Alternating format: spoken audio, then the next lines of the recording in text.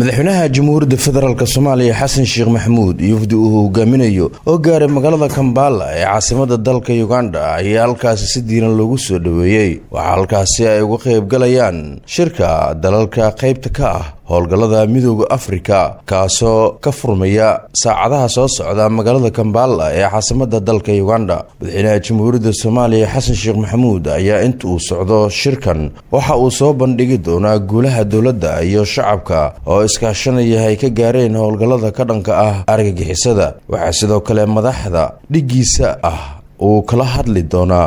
dardargelinta iskaashiga wadajirka ah ee dalka looga saarayo al-shabaab. dhinaca kale wasiirada difaaca iyo arrimaha dibadda ee dalalka ciidamada ay ka joogaan Soomaaliya ayaa ku kulmay magaalada Kampala ee caasimada dalka Uganda. sidoo kale kulanka waxaa ka soo qayb galay taliyayaasha ciidamada difaaca iyo la howlgalayaasha ay ka mid yihiin ururka midowga Yurub, urur goboleedka IGAD iyo Mareykanka. dowladda federaalk Soomaaliya waxaa shirkan ku matalaya wasiirka gaashaandhigga xukuumadda federaalk Soomaaliya Cabdirashiid Jibriil, wasiiru dowlaha wasaaradda arrimaha dibadda Soomaaliya Cali Maxamed Cumar Cali Balcad iyo safiirka Soomaaliya dalka Uganda Firdowse Maxamed Khanyare Afrax, gudoomiyaha guddiga midowga Afrika Danjire Maxamuud Cali Yuusuf oo ka hadlayay magaalada Kampala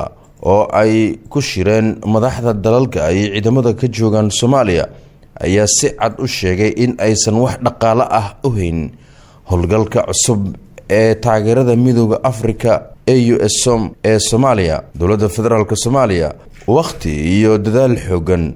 ku bixisay sidii dhaqaale loogu heli lahaa howlgalka ku-meelgaarka ah ee AUSOM ee Soomaaliya, balse Mareykanka oo ah qaranbixiyaha ugu weyn ayaa si cad u diiday in uu wax dhaqaale ah ku bixiyo howlgalka nabad ilaalinta midowga Afrika ee Soomaaliya.